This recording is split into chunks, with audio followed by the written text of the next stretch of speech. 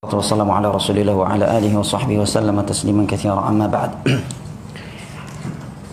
Baik, insyaallah taala mulai malam hari ini dan seterusnya insyaallah taala kita akan membacakan kitab Syubhat Haulal Khuruj wa Thawrat, syubhat-syubhat yang digunakan untuk melakukan pemberontakan dan demonstrasi kepada pemimpin yang sah. Kitab ini ada 2 jilid kurang ya sama saya berbahasa Arab dan insyaallah taala kajian kita maksimal 15 menit dan mohon ada yang ingatkan nanti kalau sudah 15 menit ya, karena kalau sudah di depan mic lupa nanti. Ya. Baik. Syubhat yang pertama saya pilih-pilih ya, karena ada syubhat-syubhat yang memang saya kira semua bisa menjawab. Alasan yang pertama, syubhat yang pertama, anna hadhihi al-mudahara silmiyah li ibda'i ar-ra'i wa silmiyah la tu'tabar khurujan 'ala al-hakim. Perhatikan bahwa demonstrasi yang dilakukan ini adalah aksi damai dengan tujuan untuk menyampaikan aspirasi masyarakat, pendapat. Ya. Wa silmiyah, dan yang namanya aksi damai la tu'tabaru khurujan 'alal hakim. Itu tidak boleh dikategorikan bentuk bentuk pemberontakan kepada penguasa. Ya. Ini syubhat yang pertama. Ya. Dan ingat ya, kalimat pemberontakan itu tidak mesti seorang langsung nuntut pisah dari sebuah negara, terjadi perang tamtum-tamtum. Ya. Definisi khuruj dalam Islam tidak sebatas itu. Ya, kapan seorang ya meninggalkan baiat ketaatan dia kepada pemimpin yang sah, itu sudah dinamakan khuruj. Nah, tadi sudah kita simak beberapa hadisnya pada kajian Bainal Maghrib wal Isya. Ini syubhat yang pertama. Di antara yang melariskan syubhat ini adalah seorang yang bernama Muhammad Abdul Maqsud ya. Di dalam kitabnya Thawratul Khamis wal 20 min Yanair Ru'yah Syar'iyyah, demonstrasi tanggal 25 Yunair ya Januari ya. Pandangan syar'i ya, jika saya tidak keliru dia tinggal di Mesir. Dia menyatakan al-mudhaharat silmiyah la tu'tabaru khurujan 'ala al-hakim. Demonstrasi yang itu aksi damai tidak dianggap bentuk ya keluar kepada hakim ya. Apa jawabannya? Dan sebelum saya membaca jawaban ini perlu kita ingat sebuah kaidah yang sangat bagus yang seringkali diulang-ulangi oleh ulama kita, bahwasanya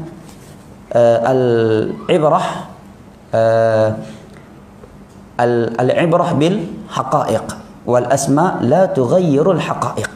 Ini kaidah penting dan menjadi prinsip dalam menilai sesuatu, bahwa menilai sesuatu itu adalah dengan hakikatnya, bukan dengan judul dan namanya.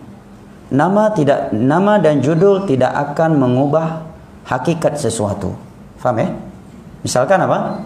Yang namanya riba ya tetap riba walaupun dinamakan mudharabah.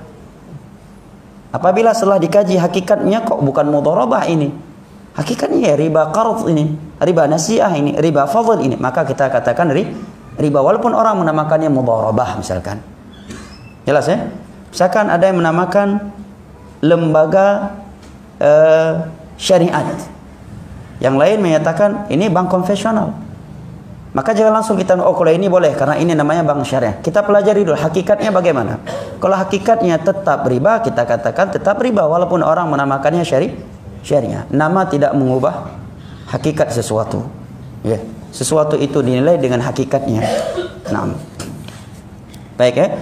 Demikian juga dalam masalah ini, terserah orang ingin menamakannya apakah dengan aksi damai ataukah dengan nama-nama yang lainnya, semuanya itu dinilai dengan Al-Quran dan hadis dengan pemahaman para ulama salaf. Apabila di dalamnya ada nilai-nilai yang bertentangan dengan Al-Quran dan hadis dengan pemahaman ulama salaf, kapanpun dan dimanapun itu terjadi, maka kita sebagai umat yang beragama, yang menjadikan Al-Quran dan hadis sebagai pedoman kita di dalam beragama dengan pemahaman para ulama salaf, kita katakan itu keliru dan kita sedang membahas kaidah umum. Nah, jawabannya Yang pertama, anna kaunu hadhihi al-mudhaharat silmiyah la yughayyiru hukmaha min at-tahrim ila at-tahlil, fal mudhaharat muharramatan fi asla la yataghayyaru hukmuha li kauniha silmiyatan fa hiya muharramatun wa in kanat silmiyatan li kauniha tukhalifu aslan min usul ahli sunnah wa huwa as-sabr ala jawri al-a'immah li kauniha bid'atan fi ad-din wa musyahabatan lil kafirin wa lima yahdathu fiha wa yanshaw anha min shururin jasimatin wa mafasidu 'azimatun kama afta bidzalika al-ulama ar-rasikhun.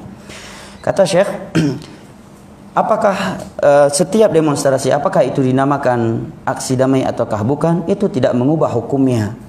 Yang mana hukum demonstrasi adalah haram dalam Islam. Ya. Maka dia tetap haram walaupun dinamakan aksi damai. Kenapa? Karena demonstrasi menyelisih prinsip yang diajarkan oleh Islam. Apa prinsip yang diajarkan oleh Islam? Tadi kita simak di kajian antara adzan dan antara maghrib dan isya, bersabar atas kezaliman para pemimpin, andai kata ia zalim.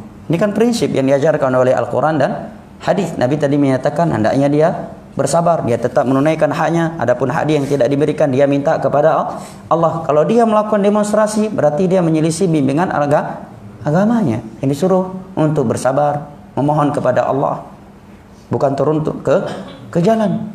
Nah, kedua, demonstrasi, kata beliau, bid'atan fid din. Ini adalah sebuah bid'ah dalam agama. Kenapa beliau menamakan bid'ah? Karena memang ada sebagian orang meyakini itu sebagai wasilah dakwah dan menganggapnya itu sebagai nilai-nilai agama. Nah, jelas ya? Alasan yang ketiga, karena yang namanya demonstrasi, apakah dikatakan aksi, diberikan judul dengan aksi damai ataukah dengan judul yang lebih menyejukkan lagi, tetap akan melahirkan kejelekan, keburukan dan kerusakan yang sangat besar.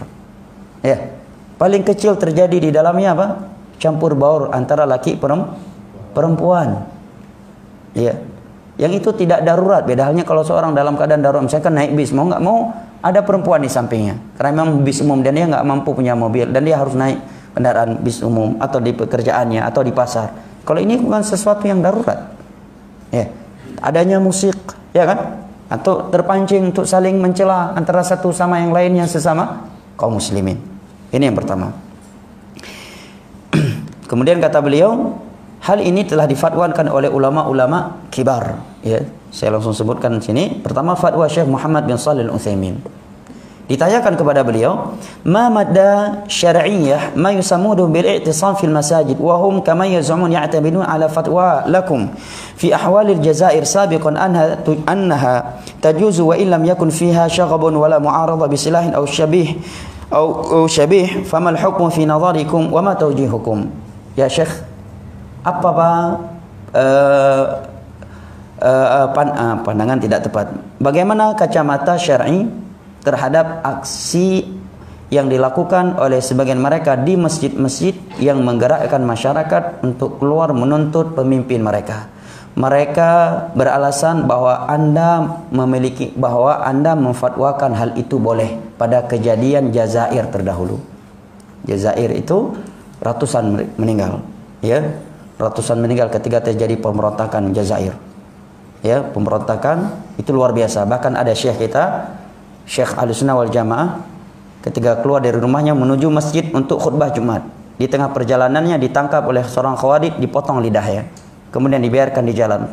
Jamaah di masjid menunggu, mana Syekh nggak datang. Setelah diketahui beliau sudah di tengah perjalanan, sudah berlumun darah, lidah beliau dipotong. Karena beliau selalu menyampaikan tidak boleh memberontak, tidak boleh memberontak.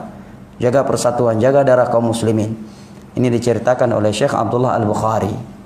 Ya, ketika beliau keluar dari rumahnya mau khutbah Jumat ini, ditangkap oleh sebagian orang yang berpaham khawarij, dipotong lidah beliau. Nah, wallahu alam apakah Syekh itu masih hidup sekarang.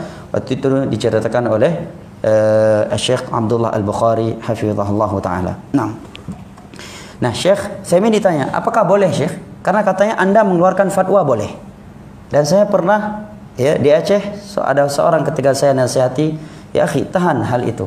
Apakah antum siap bertanggung jawab kalau terjadi pertumpahan darah kaum muslimin di hari kiamat nanti? Dia share ke saya dari YouTube fatwa Syekh Utsaimin hanya beberapa menit, bahkan mungkin nggak sampai 5 menit. Ya. Ini kan secara ilmiah bukan begini cara menukil fatwa seorang ulama. Masa YouTube? Ya, mestinya harus cari mana kitabnya kan? Kitab ini, halaman ini, jilid ini. Nah sekarang ada yang bertanya, apakah benar Anda memfatwakan boleh demo selama itu tidak terjadi pengangkatan senjata, tidak terjadi bakar membakar, ya keributan, damai? Apakah benar Anda memfatwakan demikian? Dan apa arahan Anda? Mari kita simak. Syekh Utsaimin menyatakan, amma ana fama aktsara ma yukdzabu alayya.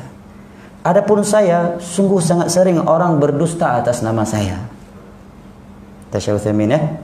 Dan ini bukan hal yang baru, karena orang-orang yang membunuh Ali bin Abi Thalib radhiyallahu anhu, di saat itu mereka menyebarkan berita bahwa Aisyah mengeluarkan fatwa agar Ali dilengsarkan.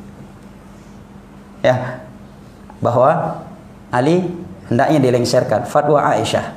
Itu yang mereka sebarkan. Ya, demikian juga mereka sebarkan kertas-kertas dengan stempel istananya Utsman bin Affan yang dibawa lari oleh budaknya, bahwa Utsman memerintahkan untuk dibunuh, memerintahkan beberapa golongan untuk membunuh beberapa sahabat Nabi. Kemudian dijadikan alasan bahwa Utsman bin Affan mengkriminalisasi ulama. Ya, ini salah satu trik. Nah, maka kata Syekh, saya ini sangat sering, ya, orang membawa fatwa mengatasnamakan saya dengan dusta. Was'alullah an yahdiya man kadziba alayya, dan saya memohon kepada Allah agar memberikan hidayah kepada orang yang telah berdusta atas nama saya. Lihat bagaimana lembutnya Syekh.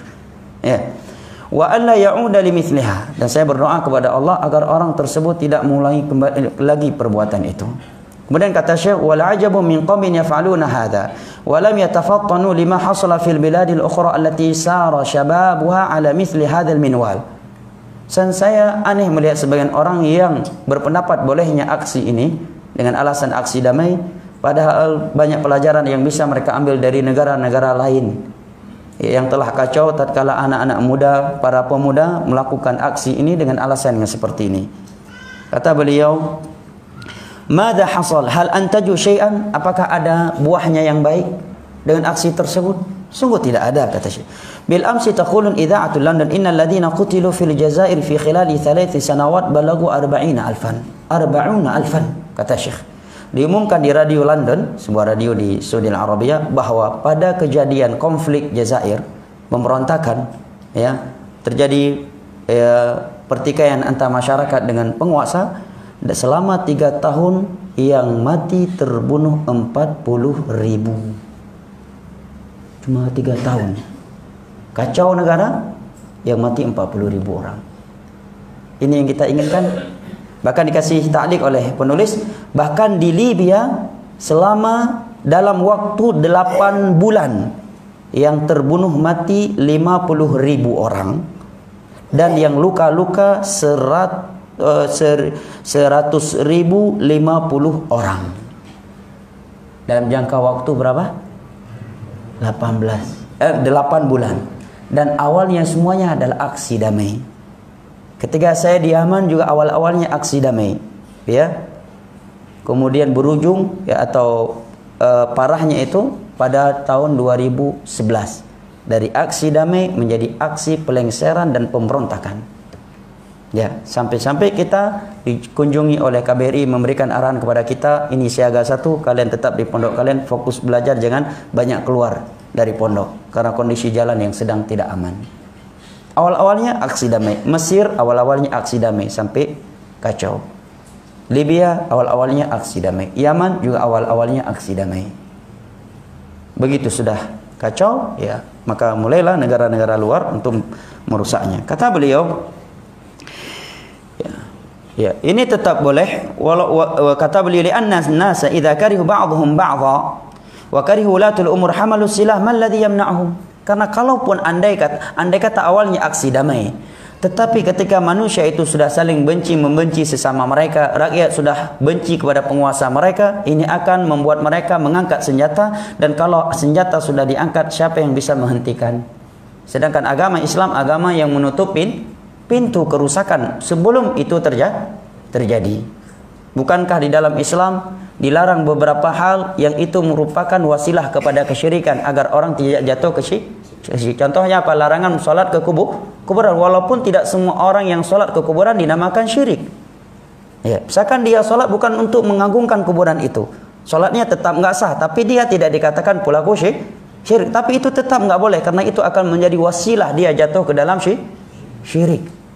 Ya, contohnya misalkan ya menempel, memajang foto di dalam rumah, nggak mesti itu syirik, tapi itu larang dalam agama kita. Di antara sebabnya akan menjadi wasilah ya kepada syirik kecil atau syirik besar. Tatkala akan datang generasi-generasi yang jauh dari ilmu akidah dan menyangka bahwa itu adalah sumber berkah. Tatkala ini dipajang adalah foto yang dianggap bisa mendatangkan berkah atau orang yang memiliki kedudukan di sisi Allah. Jelas ya? Baik. Maka kata beliau, wal wajibu alaina nansah biqadril mustata'. Kewajiban kita adalah memberi nasihat semampu kita. Amma an nudhhir al mubaraza wal ihtijajat alanan fa hadha khilafu hadis salaf. Adapun memberi nasihat, teguran kepada penguasa secara terang-terangan. Teguran ya, bukan celaan. Apalagi celaan. Ini teguran, nasihat. Benar nasihatnya sesuai dengan Al-Qur'an dan hadis, tetapi secara terang-terangan dia sampaikan. Di media sosial ataukah di jalan-jalan atau di atas mimbar-mimbar, cuma ini menyelisih petunjuk salaf. Ini menyelisih petunjuk salaf. Waktu sudah habis ya. Yang terakhir, Syekh menjawab Khalifah Ma'mun. Siapa Khalifah Ma'mun? Yang telah memenjara Imam Ahmad dan membunuh sekian ulama yang tidak mau menyatakan Al-Quran makhluk. Di masanya dia paksa para ulama untuk menyatakan Al-Quran makhluk. Yang nggak mau ditangkap, dibunuh, ada yang dicambuk. Imam Ahmad dipenjara selama 4 periode dan tulang rusuk beliau pada patah dicambuk karena beliau mempertahankan akidah Al-Quran kalamullah ghairu makhluk. Syahidnya kata Syekh, tidak ada satupun ulama yang mengompori masyarakat untuk demo. Bahkan Imam Ahmad yang berada di dalam penjara ada beberapa tahanan lain. Beliau menasihati mereka untuk bersabar, untuk beribadah. Tidak sedikit pun beliau menanamkan kebencian di hati mereka untuk penguasa yang ada. Padahal Ma'mun, ya, akidah meyakini Al-Quran makhluk, kafir bukan? Kafir. Bahkan di depan penjara Imam Ahmad setiap harinya ratusan ribu kaum muslim menunggu dengan pulpen dan kertas menunggu fatwa Imam Ahmad. Imam Ahmad suruh mereka pulang semuanya. Jangan sampai demi darah satu orang tumpah darah banyak orang. Nah, tidak ada satupun ulama yang membuat orasi turun ke jalan. Karena kalau mereka melakukan demo, hancur Ma'mun. Ya. Apalagi zaman Mu'tasim, sampai karena saking takutnya dia kepada Imam Ahmad, dia lepaskan Imam Ahmad, khawatir masyarakat marah. Tapi tetap Imam Ahmad nggak boleh mengajar. Artinya Imam Ahmad punya pengaruh secara tingkat internasional. Imam Ahmad tetap bilang mereka sabar. Nah, ini jawabannya. Sisa jawaban kita lanjutkan kembali pada pertemuan mendatang. Wallahu taala a'lam bishawab. Subhanakallahumma wa bihamdik asyhadu an la ilaha illa anta astaghfiruka wa atubu ilaik. Wassalamualaikum warahmatullahi wabarakatuh.